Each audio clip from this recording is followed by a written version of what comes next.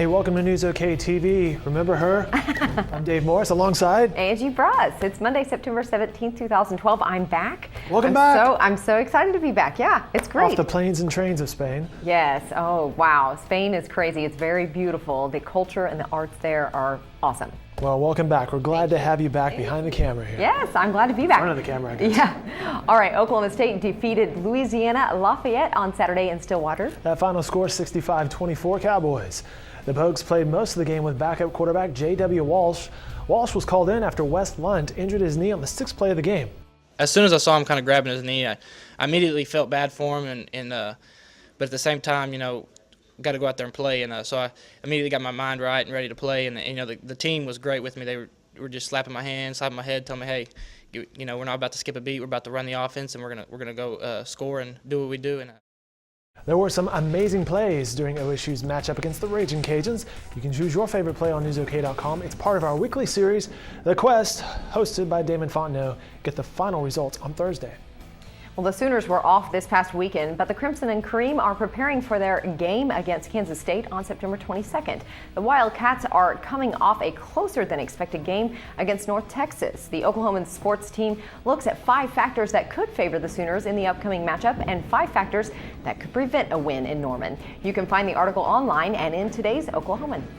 Sounds like a disco here, but there's actually construction going on here on the 7th floor. We'll continue now with the forecast. Looking at that forecast, expect cloudy skies Monday morning. Those clouds should hit the road by the afternoon. Highs will be in the low 80s for central Oklahoma. There is a slight chance for storms Monday evening as the cool front approaches our area. Highs will be close to 78 on Tuesday. We could see a series of storms this week as a system from the northwest approaches the Sooner State. You can expect temperatures near or slightly cooler than the seasonal average for the rest of the week. Detachment 1, Company C, 2, 149th General Support Aviation Battalion were honored in Lexington Sunday. The group headed to Fort Hood, Texas for training. They will later head to Afghanistan. The servicemen will be overseas for 9 months. We're leaving our families, and it's tough. I've got a lot of loved ones here. We all do. And they're all having difficulty with us leaving, but at the same time, they know that we're doing a job that's going to allow other soldiers to go home to their loved ones. An Oklahoma priest has been serving a community in Peru for nearly 20 years. Reverend Joe Uan shepherds a parish of nearly 40,000 in Santissimo Sacramento in Piura. It's a poverty-stricken region north of Lima.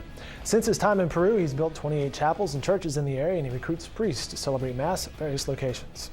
I really felt called to be among the poor and to see first of all, what kind of spiritual aid I could bring them, but also with friends and knowledge of how things work in the United States to see maybe we can build a bridge. Something I'd seen in Guatemala and some other places where people who do have that 20% who have enjoyed the resources, the 80% of the resources, would be able to share their talents and gifts and resources with those who just have not had the same opportunities. You can read more about Padre Joe online and in the Oklahoman.